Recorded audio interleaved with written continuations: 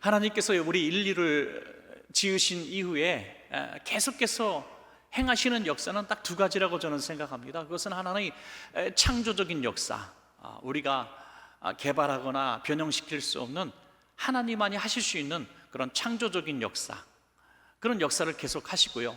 또 하나는 구속의 역사라고 생각합니다. 그래서 성경 자체를 이 구속사적 사관으로 봐야 된다는 그런 말도 있습니다.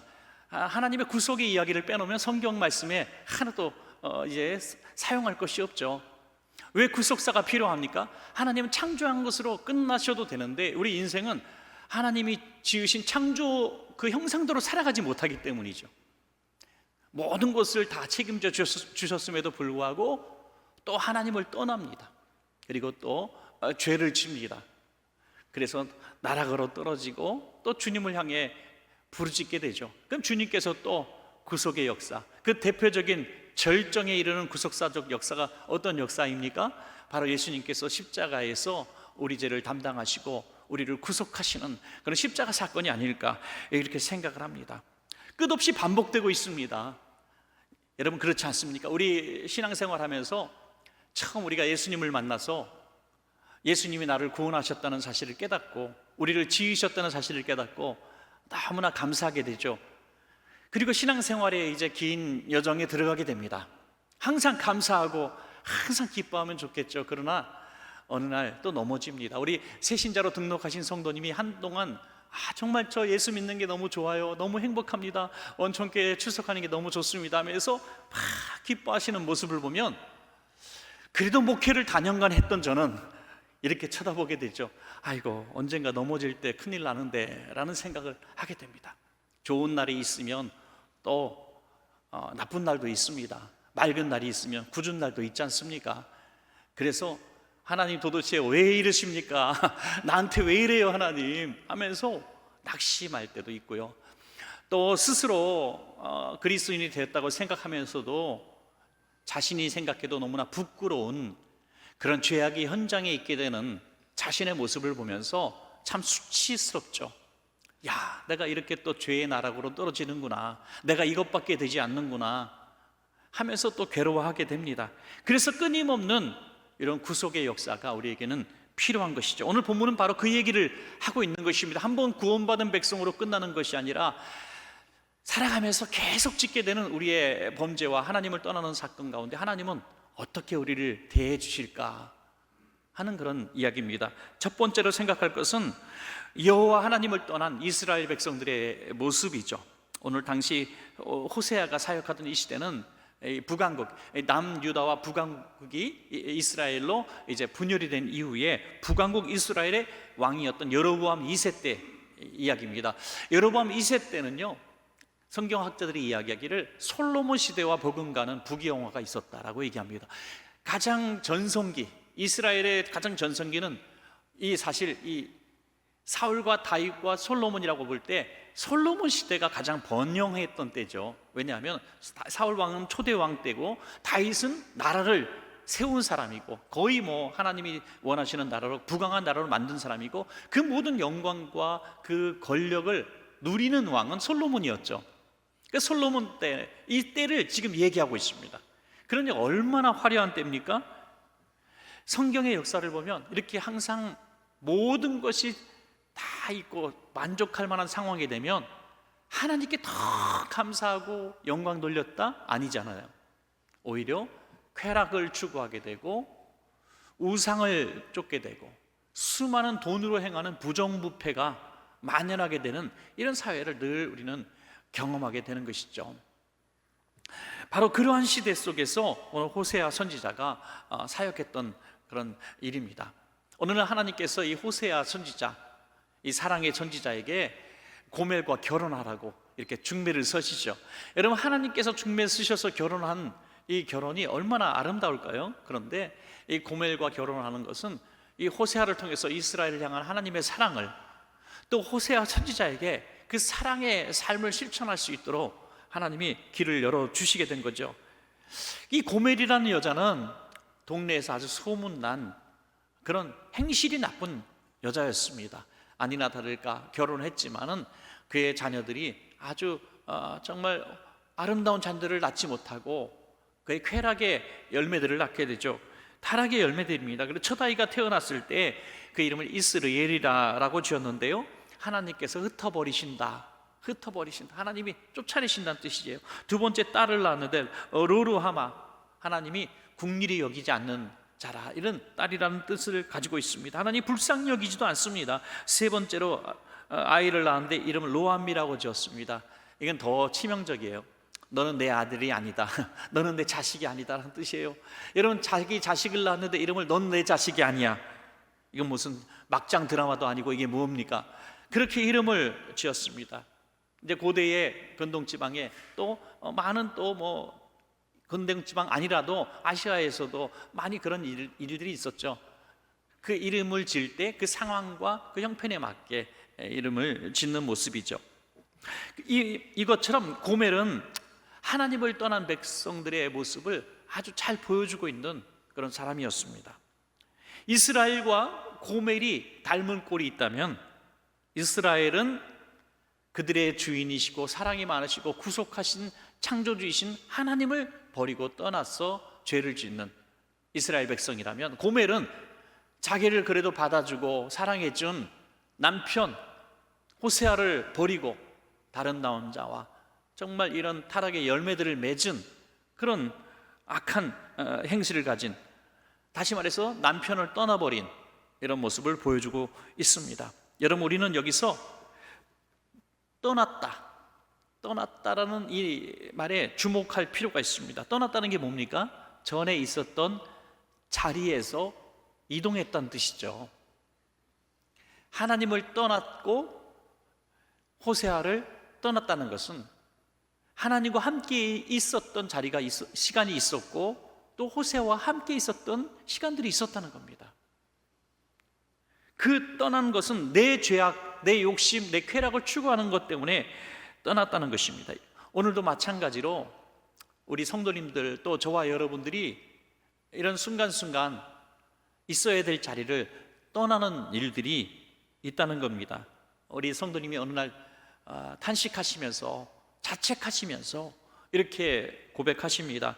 그래도 전에는 하나님을 참 잘 섬길 때가 있었는데, 전에는 신앙생활이 참 행복했던 적이 있었는데, 저는 교회에 와서 내가 없으면 교회가 안 돌아가는 것처럼 교회에서 많은 일을 하면서 참 행복했던 적도 있었는데, 지금 내가 왜 이렇게 하나님을 멀리 떠나는 마음과 삶이 되었는지 모르겠다며 참 슬퍼하는 그런 모습을 볼 수 있습니다. 그 결과는 이렇게 늘 영적으로 육적으로 피폐할 수밖에 없는 것입니다. 이 고멜이 호세아를 떠난 것은 육신적인 간음이었다면, 이스라엘 백성이 하나님을 떠난 것은 영적인 간음이죠. 영적인 간음이, 이 두 가지 다 육신적인 간음이나 영적인 간음이나 절대로 아름다운 모습은 아닐 것입니다. 이스라엘의 현실이 그랬고 고멜의 현실이 그렇다는 것입니다. 자, 그러면 하나님은 마땅히 있어야 될 그 자리를 떠난, 하나님을 떠난, 또 호세아를 떠난 그 백성을 어떻게 대해 주실까? 이게 중요한 게 아니겠습니까? 우리 혹시 오늘 우리 마음속에 나 같은 거는 정말 하나님이 다시 불러주지 않으실 것 같아, 벼르기도 낯짝이 있지, 한 번, 두 번이지, 내가 이렇게 끊임없이 죄악을 저지르는데 하나님 나를 또 용서하실까? 이제 회개할 자신도 없어. 회개하면 뭐해? 또 죄를 짓는데. 이런 낙심에 빠진 분들이 계시다면, 오늘 두 번째로 여호와를 떠난 백성들을 찾으시는 하나님에 대해서 우리가 또 배워야 하는 것이죠. 호세아 3장 1절에서 2절입니다. 여호와께서 내게 이르시되 이스라엘 자손이 다른 신을 섬기고 건포도 과자를 즐길지라도 여호와가 그들을 사랑하나니, 그렇게 쾌락을 추구하고 떠났어도 그들을 사랑하나니 너는 또 가서 타인의 사랑을 받아 음녀가 된 그 여자를 사랑하라 하시기로 내가 은 15개와 보리 한 호멜 반으로 나를 위하여 그를 사고. 참 이 문장을 보다 보면 너무 은혜가 되는 거예요, 여러분. 다른 신을 섬기고 건포도 과자를 즐기는 하나님을 떠난, 구속의 하나님을 떠난 그들도 하나님은 사랑한다. 그러니까 너도 음녀가 된 그 너 안에 고멜을 사랑하라. 하나님은 사랑의 하나님이니까 하지, 나는 사람 아닙니까? 내가 어떻게 하나님의 사랑을 다 할 수 있습니까? 내가 내 아들 예수 그리스도를 이 땅에 보내서 대신 제물로 삼아 너를 구원한 것처럼 너는 은 30개를 가지고 팔아서 너를 배반하고 떠난 그 여자를 다시 사와라 라고 말씀하십니다. 여러분, 이게 단계가 있죠. 먼저 용서해 줘야 된다. 그 다음에 용서하면 마음의 용서만 아니라 가서 실천하라, 찾아와라. 찾아오는데 그냥 안 되면 돈을 줘라, 값을 치러라. 그리고 마지막에 정말 어려운 명령이죠. 그를 그럼에도 불구하고 사랑하라. 여러분, 남의 얘기니까 지금 쉽게 들으시는 것 같은데 여러분 입장이라고 한번 생각해 보세요. 고멜 같은 사람이 여러분에게 있다면 용서하라, 그러니까 여기 단계에서 그냥 그래 하나님 내가 잊어주겠습니다 까짓 거 잘 살라 그러죠. 뭐 저 배반을 했지만 내가 마음이 미워하지 않겠습니다. 자기도 행복을 찾아갔다고 생각하고 용서해 주겠습니다. 그런데 그게 용서가 아니라는 거예요. 다시 가서 찾아오라는 거예요.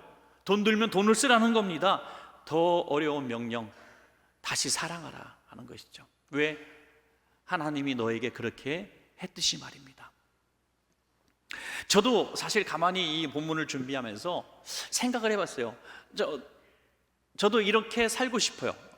정말 저는 미워하는 사람, 섭섭한 사람 한 사람도 없기를 바랍니다. 그런 생각을 해요. 그래서 누군가 저에게 목사님 진짜 미워하는 사람 있어요? 라고 물어보면 전 지금도 정말 자신 있게 대답하고 싶어요. 저는 정말 미워하는 사람이 없습니다. 정말 저에게 너무너무 힘들게 하는 사람이 없어요. 정말 행복한 목사, 1% 목사 중에 한 사람이 접니다. 그런데 그렇게 생각하고 살거든요, 실제로. 그런데 어느 날 갑자기 제가 누군가에 대해서 막 얘기를 하는데 저는 그 사람을 미워한다고 생각하지 않는데 그 사람이 저한테 했던 섭섭한 얘기들을 막 하고 있더라고요. 제가 상처받은 이야기를 저도 이렇게 누군가에게 막 하고 있더라고요. 이 안에서는 지금 마음은 용서를 했는데 저의 이 상처가 고인 물이 아직도 있는 거죠. 저는 분명히 그를 미워하진 않아요. 그런데 그 상처, 아픔이 자꾸 나온다고 하는 거죠. 이건 용서해 준 것이 아니라는 거예요. 진짜 용서해 주기를 위해서는 값을 지불해서라도, 아니 그를 사랑하기까지 용서해 줘야 이게 진짜 용서라고 하는 것입니다.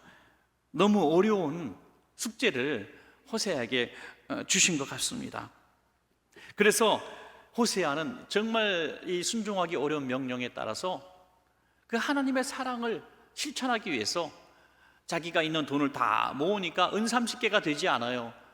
그래 보니까 집에 뭐 팔만한 물건 있나 이렇게 봤죠. 요즘 말로 말하면 당근마켓에 팔만한 게 있나 찾은 거죠. 그래서 안 쓰던 거 뭐 꺼내갖고 뭐 도자기도 꺼내고 뭐 금부치 은부치 다 꺼내고 뭐 쌀까지 팔아서 버렸어요. 그래가지고 만든 게 뭡니까? 또 이제 은 30개를 다 채우게 된 거예요.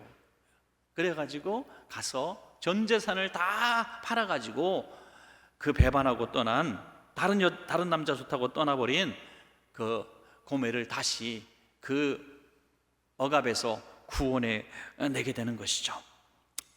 여러분, 이게 얼마나 어렵고 힘든 일입니까? 그러나 오늘 저와 여러분에게도 주님은 동일하게 말씀하시는 거죠. 그게 바로 내가 너에게 행한 일이다라는 것입니다. 예수님께서 우리를 위해서 십자가에서 고난당하신 것이 은 30개에 비교할 바이겠습니까?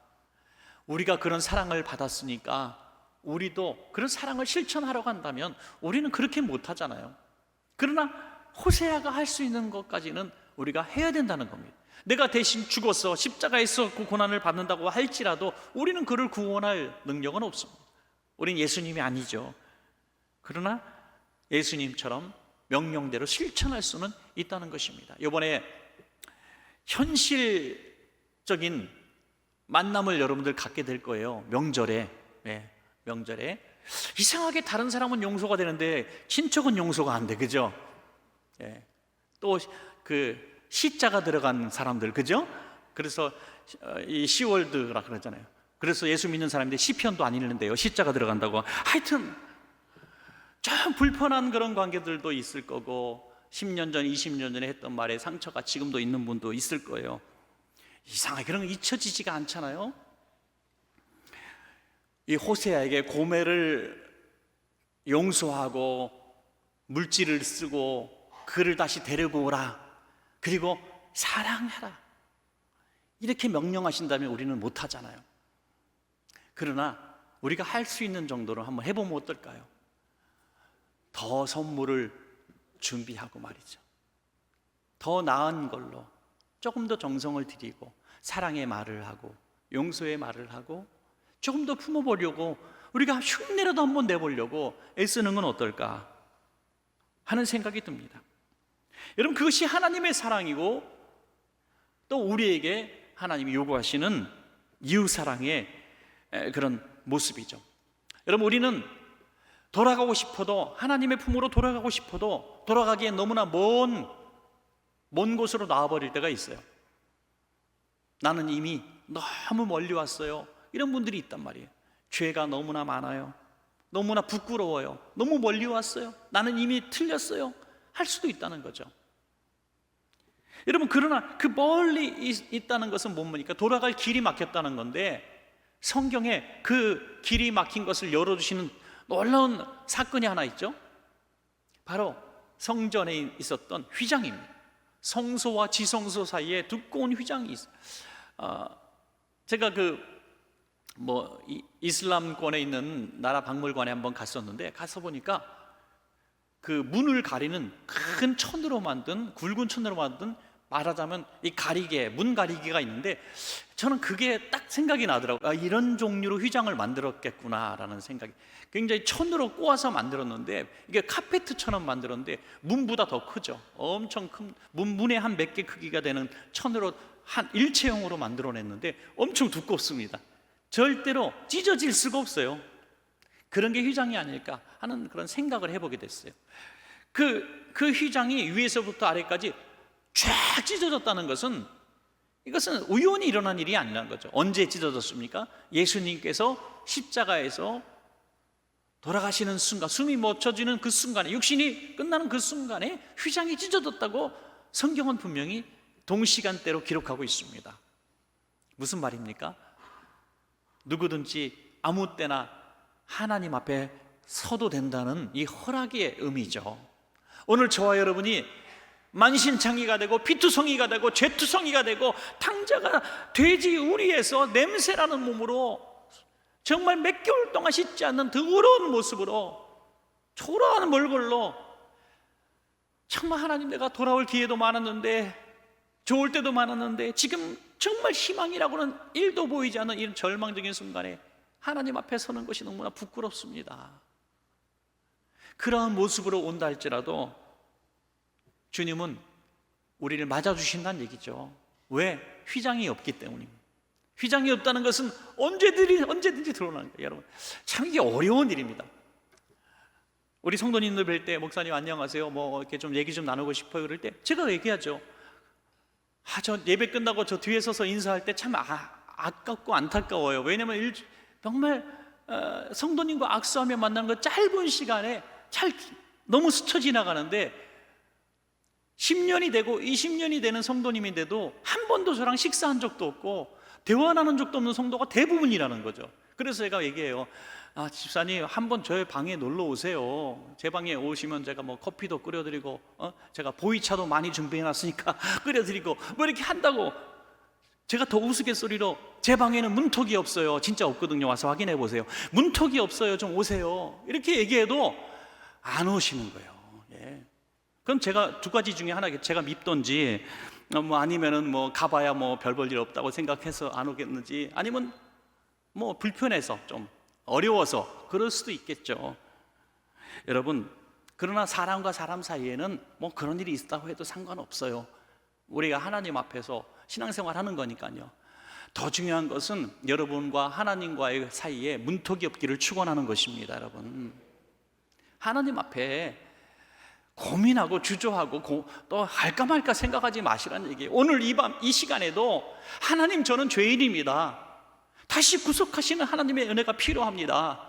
제 자신이 저를 둘러봐도 정말 저는 호세아처럼 할 수 없습니다 라고 오래 고백한다면 오늘 이 순간에 주님이 우리 앞에 딱 서 계신 것을 우리는 보게 될 겁니다. 여러분, 그렇게 주님을 만나게 하시기 위해서 예수님은 십자가에서 그 모진 고통으로 길을 열어주셨다는 거죠. 그것이 하나님의 사랑입니다. 우리를 향한 예수님의 사랑은 정점이 뭐냐면 하나님을 만나게 하는 거예요. 믿으시기 바랍니다. 여러분, 예수 그리스도의 구속의 가장 귀한 능력은 우리를 하나님과 만날 수 있도록 길을 열어주신 거죠. 그게 주님의 역할인 것입니다. 그러므로 오늘 하나님 앞에 담대하게 나가 구속의 은혜를 구하는 저와 여러분 되면 반드시 새로운 시작이 될 줄로 믿습니다. 마지막 세 번째로, 여호와께로 그래서 돌아온 백성들은 어떻게 되는가 하는 거죠. 여호와 하나님, 내가 돌아가기를 원합니다 하는 백성들은 하나님은 치료하신다 하는 거죠. 치료하신다. 호세아라는 말이 뭡니까? 하나님은 구원하시는 분이란 뜻이에요. 하나님은 구원자. 호세아의 이름 자체가 하나님은 구원자란 뜻이에요. 호세아 6장 1절입니다. 오라, 우리가 여호와께로 돌아가자. 여호와께서 우리를 찢으셨으나, 왜 찢으셨어요? 죄악 가운데 내버려 두셨기 때문에 찢겨진 것이죠. 도로 낫게 하실 것이요, 우리를 치셨으나, 징계하셨으나 다시 싸매어 주실 것입니다. 아멘. 철부지 아기들이, 또 어린 10대 애들이 그렇게 부모 속을 썩히면 우리가 더 뒤로 가서 회초리를 가지고 종아리를 때릴 수가 있어요. 그런데 때리고 나서 부모 마음이 더 아픈 거죠. 그래서 몰래 들어가서 종아리 쓰다듬으며 약도 발라주고 그런 거 아니겠습니까?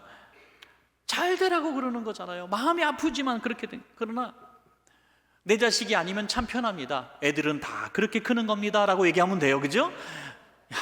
이웃집 사람한테 내 애기의 사춘기의 애들을 상담하는 것이 참 어리석은 것 같아요. 저는요. 예. 그러면 이웃에게 내 아이의 문제를 물어보면 애는 다 그래요, 우리 애는 더 심했어, 이 소리밖에 못 들어요. 좋은 소리 못 들어요. 그러니까 내 자식을 가장 사랑하는 사람은 자기예요. 자기가 정답이죠. 사춘기 애들이 왜 항상 정답을 얻지 못합니까? 지 또래 친구들한테 정답을 얻으니까 맨날 정답을 얻으려고 하니까 엉뚱한 길로 가는 거죠.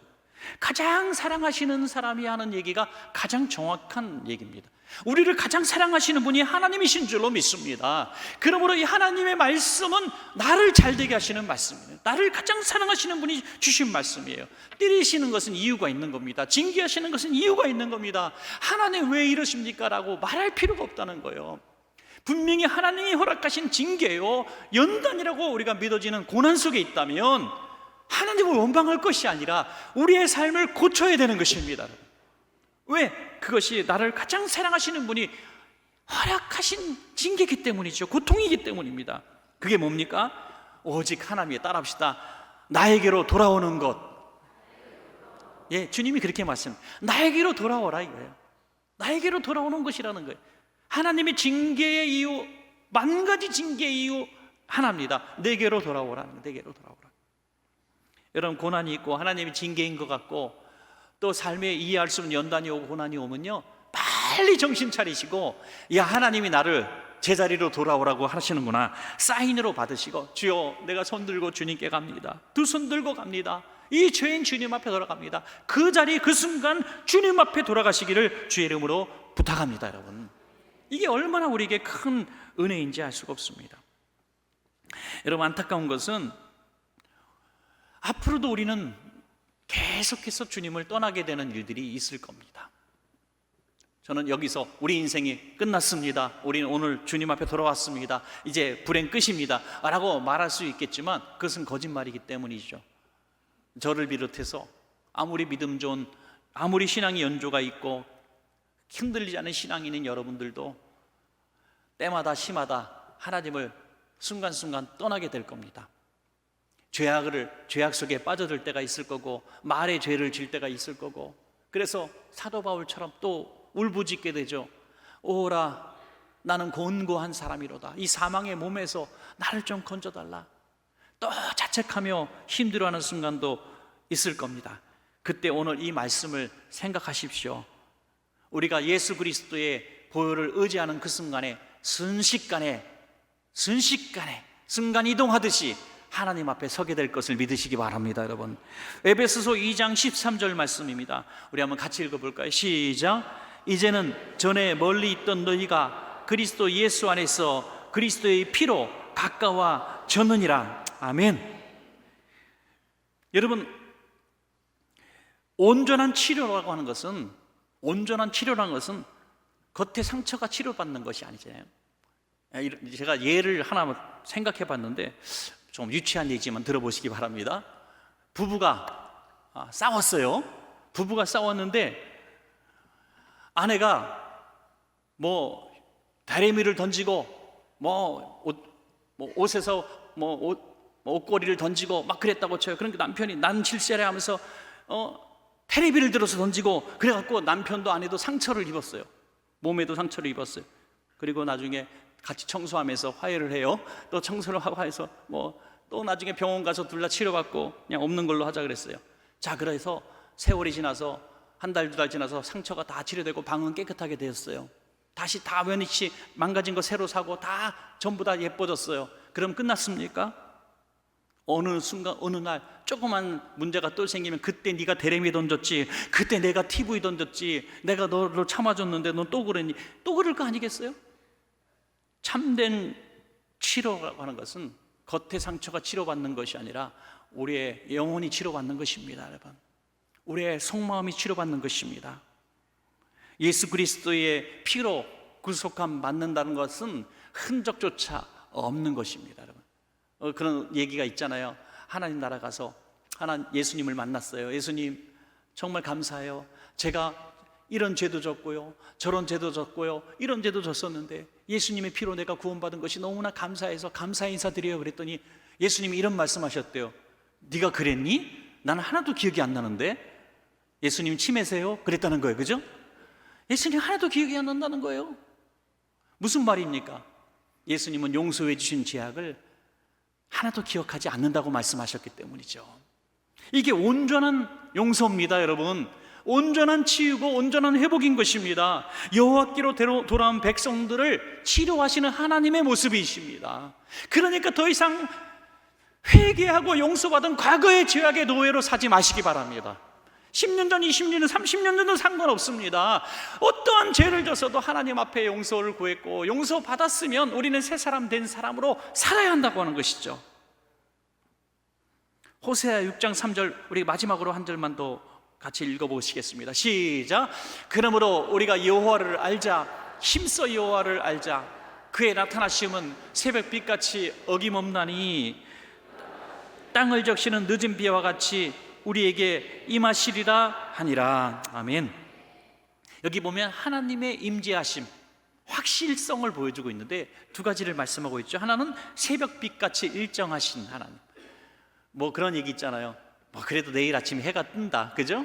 그래도 세상은 해는 뜬다 이거예요. 세상이 망할 것 같아도 내일 아침 해가 뜰 거야. 그래도 해는 뜬다. 무슨 유행가 가사 같기도 한데 하여튼 그래요. 하나님은 언제든지 일정하게 또 나타나실 거라는 거예요. 그리고 이른 비와 늦은 비처럼 일하신다. 땅이 짝짝 갈라지고 비가 오면서 농사가 안 되고 망할 것 같아도 이상하게 꼭 비가 올 땐 비가 오고요 한다는 거예요. 이른 비 파종할 때, 늦은 비 이제 잘 연글게 하는 그 가을의 단비 같은 거죠. 하나님은, 우리는 두려워 벌벌 떨지만 하나님은 일정하게 우리 가운데 임재하시고 변함이 없으시다는 거죠. 우리만 잘하면 된다는 거예요. 우리만 잘하면 된다는 거예요. 어떻게 해요? 주님 품에 붙어 있기만 잘하면 된다. 마치 포도나무 비유처럼 너희는 가지니 내 몸에 잘 붙어 있기만 하면 과실을 많이 맺나니 라고 말씀하시죠. 주님께만 다 붙어 있는 거예요. 주님께만 다 붙어 있는 거예요. 여러분, 저는 오늘 말씀을 맺으면서 이 한마디, 이 어린 연사 강조하겠습니다. 절대로 무슨 일이 있어도 어떠한 죄를 져도 하나님으로부터 탈환하지 마십시오. 하나님께 꼭 붙어 사십시오. 징글징글하게 하나님 붙잡으십시오. 그것이 우리에게 큰 복과 은혜가 임하고 치료가 임하는 삶이 될 줄로 믿습니다.